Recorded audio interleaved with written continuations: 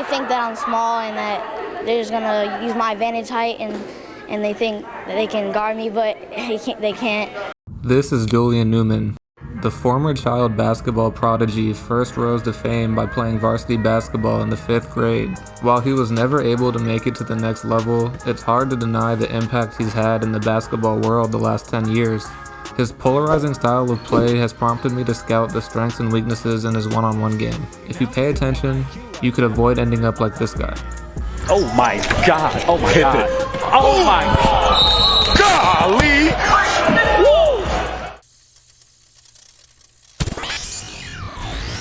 First things first, Julian has a reputation for dribbling around in place without going anywhere, and in ones this typically hurts him more than the opponent.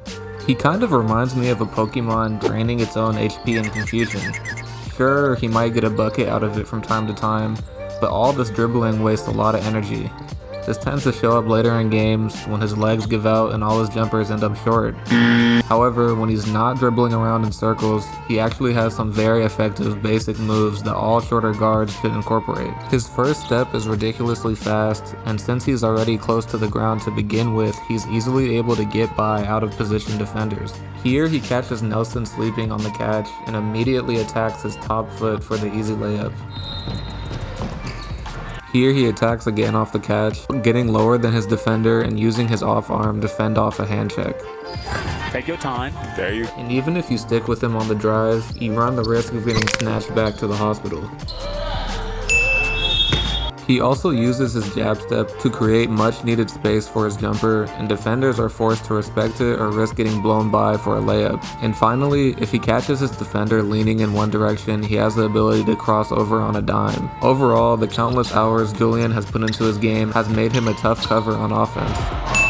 However, unfortunately for Julian, size matters in basketball, and his small frame is a major weakness on both the offensive and defensive sides of the ball. On offense, even guys like Trevor Dunbar are able to block his shots inside the paint.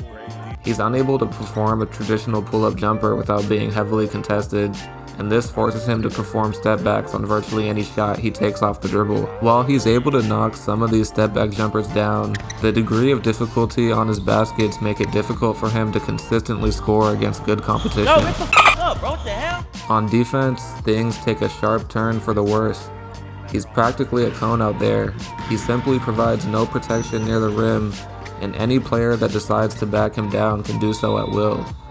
On drives, he can easily get bumped completely out the play, and honestly his effort is just pretty poor on the defensive side of the ball. While other successful little guys give intense ball pressure and are able to force a lot of steals, Julian barely attempts to get a hand up. That's a bitch. If Julian tried as hard on defense as he did on offense, he would be a much better player. Overall, Julian is an epitome of a LA Fitness star, and I have him comfortably in tier 4 of my one-on-one ranking. He is one of the top 10 highest scoring high school players of all time, and he can easily drop 50 on almost any rec league across the country. However, his physical and defensive limitations prevent him from climbing any further up my rankings. Let me know what you think of his game, and comment below who I should scout next. Let's go! Nigga said it's easy, stop playing, bro. Because we was counting him out, because he's small.